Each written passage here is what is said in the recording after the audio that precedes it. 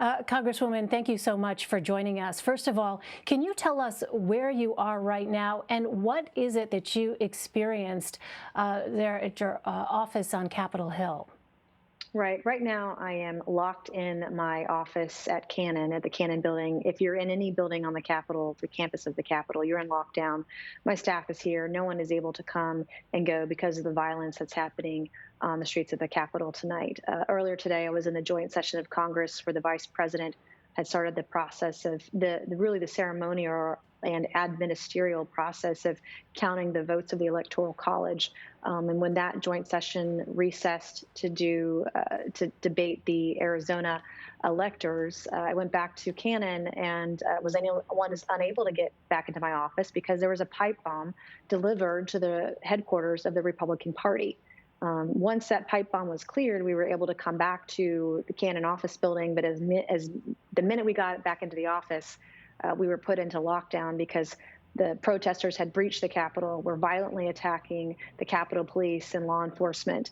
And it's a sad day for America. I am disheartened. My heart is completely broken.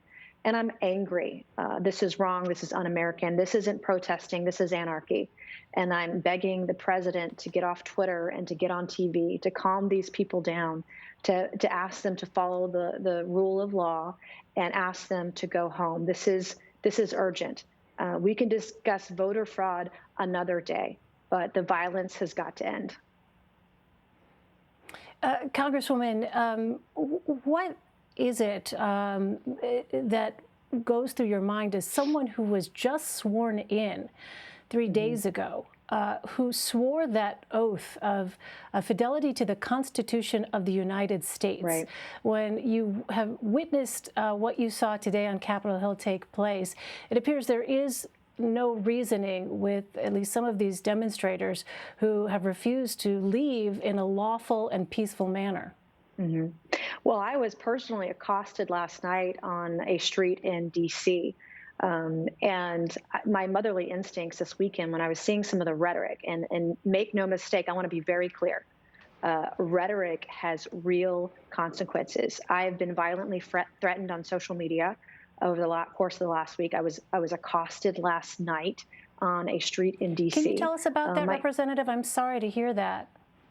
Yeah, no, I had someone who drove up from my district, from South Carolina, to be here to peacefully protest. And the individual was upset that I was not going to object to certification of the Electoral College. Millions of people have been misled on the issue today. But my motherly instincts this weekend, I flew my kids up for the swearing in. This is a historic moment for us. But because of the rhetoric that I was seeing, I actually put my kids, who I was going to have stay up all week, I put them on the first flight home on Monday, because I was worried about what I was seeing and hearing and the consequences of the words and of the rhetoric. And I warned my colleagues about this, and sadly, it came to fruition today.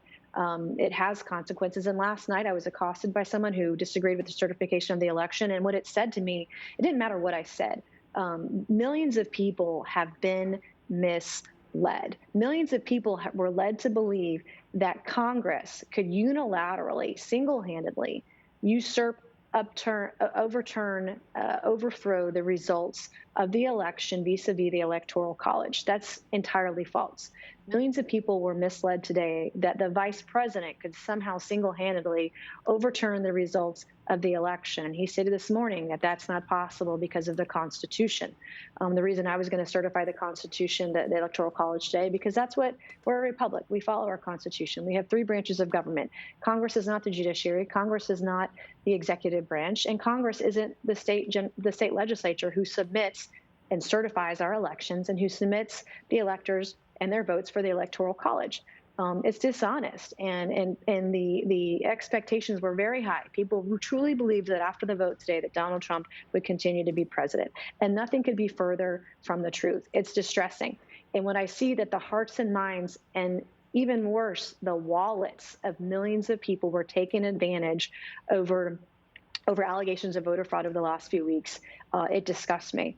And I hope that my colleagues will reconsider how they vote, how they object once Congress reconvenes to address the objection to the first state, which is Arizona. And who knows when that's going to be? I don't know if that'll be today, tonight, or tomorrow, because we're still seeing protesters not leaving. I'm asking the president to get off Twitter, get on TV, ask these people to go home. It's time to stop.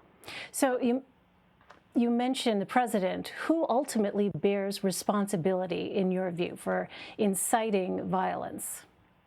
It's not just one person. I believe there are multiple folks and politicians out there who have encouraged this kind of behavior, who misled the American people.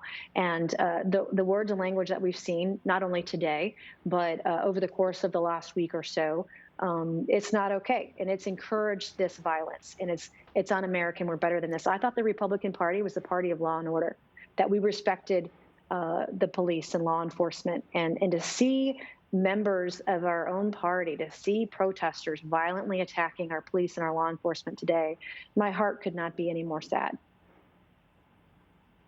You know, you mentioned this confrontation that you had with a constituent who, did I hear you correctly, drove from your district in South Carolina to be there for the protests. And it sounds as though they sought you out specifically because totally they understood your position. It was a completely random. They recognized me. I was walking outside on a sidewalk, and they recognized me. And I'll talk to anyone who wants to have a peaceful conversation, even when we disagree. The American experiment demands that we can have a discussion, we can talk, we can debate, and we can agree to disagree. I have some folks who didn't understand why I was voting to certify the election, and trying to explain the Constitution and what the role of Congress is in the Electoral College. Some people just don't care, and they want to take a Zippo lighter to the Constitution of the United States. And even though I didn't like the outcome of the presidential election, I'm a huge supporter of President Trump. I worked for him as early as 2015 when there was a crowded Republican field. I was one of his first hires on his campaign in the state of South Carolina. I gave up my life to go campaign for him. I gave up on, I lost friendships and business going to work for him all across the country, trying to get him elected.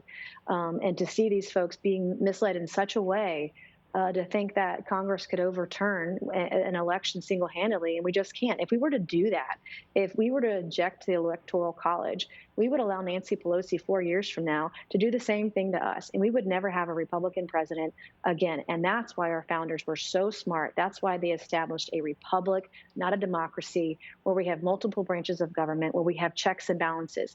The results of the Georgia election last night also was distressing, because now we don't have that check and balance. And the rhetoric we've seen on the far right encouraged people to either stay home because they didn't believe their vote mattered, or to say, hey, you know what, I'm leaving the Republican Party because I don't like the rhetoric.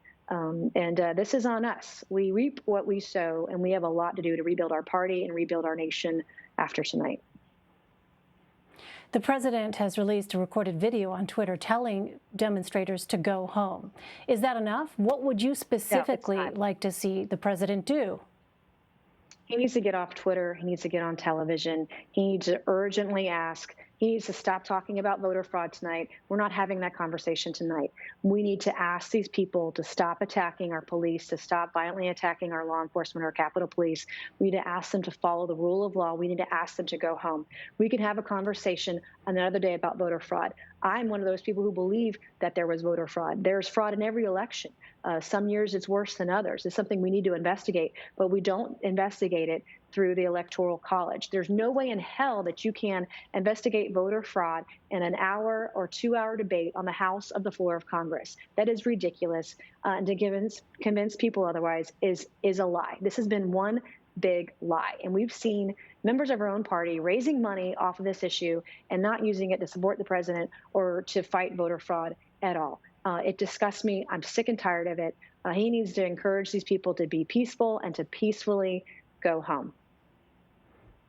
So you talked earlier about this notion of misleading the American people on this idea of what can and cannot actually be done.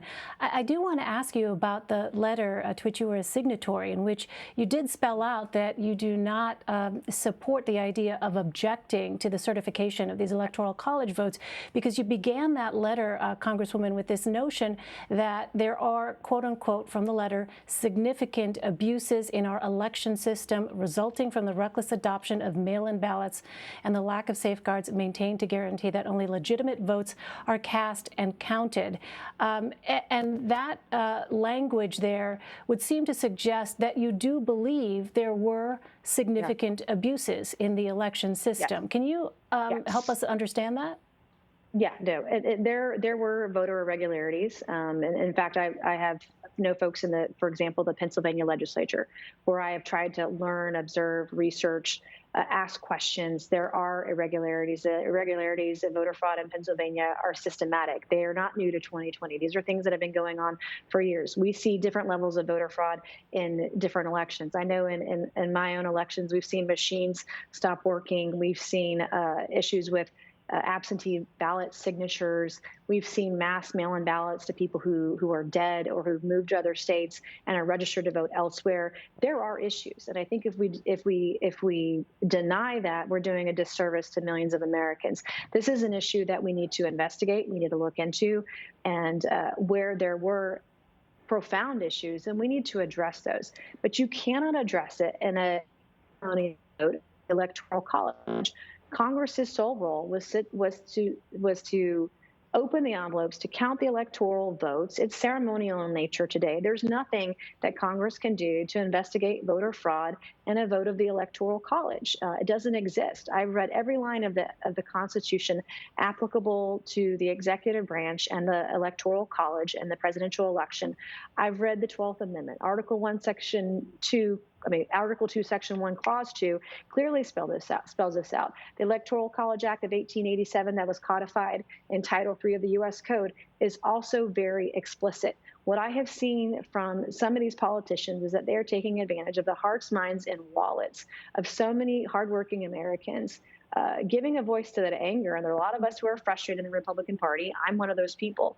But I'm not going to condone or advocate for violence. I'm not going to condone the rhetoric that has led to the protests, the violent protests that happened today. It's un-American. It's anarchy. This is not protesting. And these people need to follow the law. They need to go home.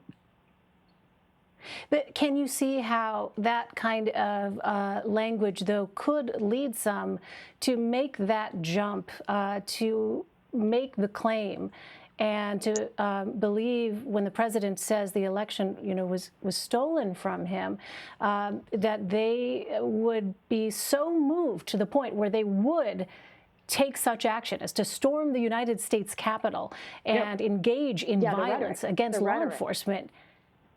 But does that not contribute, I guess, is there any connection? No, investigating voter fraud is not condoning or encouraging violence. I think that is a legitimate thing to have a debate, a discussion, a commission, an investigation. These are things that should happen. But there is a time and a place to do that. Today was not the time and the place to do that. And even at the rally today, we heard violent rhetoric encouraging this kind of behavior. We heard it not only today, we've heard it over the last week or so from folks who are frustrated, upset, and angry. And that is what led us to today. And when I saw some of this rhetoric happening in the last week or so, I sent my kids home. My kids were here for the week because they're not able to go to school because of COVID. I said, if I'm flying them up for my swearing in, I might as well keep them up here for the week for virtual school. But I sent them home the first flight Monday morning because I was worried because of the rhetoric that was coming out of the far right, what that might encourage today. And unfortunately, my biggest nightmare came true, and it needs to end. And Congresswoman, before we let you go, very quickly, what's your understanding of what happens now with respect to a time frame? Are you expecting that later on tonight you will, in fact, be called upon to go back into session? I time frame yet. I heard a rumor that we might go back this evening, but right now I think it's really going to be predicated on what's going on the Capitol grounds outside. That'll determine our timeline. I'm really encouraging who have engaged in the rhetoric encouraging this behavior, the folks who are objecting that have no grounds to object to an electoral college that was certified, an election that was certified in 50 states. When you read the Constitution, this needs to stop. And I'm encouraging my colleagues to stop with the games, to follow the Constitution, to follow the rule of law, because we're better than this. Congresswoman Nancy Mace, Congresswoman, again, we're very glad to see that you're safe. Thank you so much for taking the time to talk to us. No, thank you.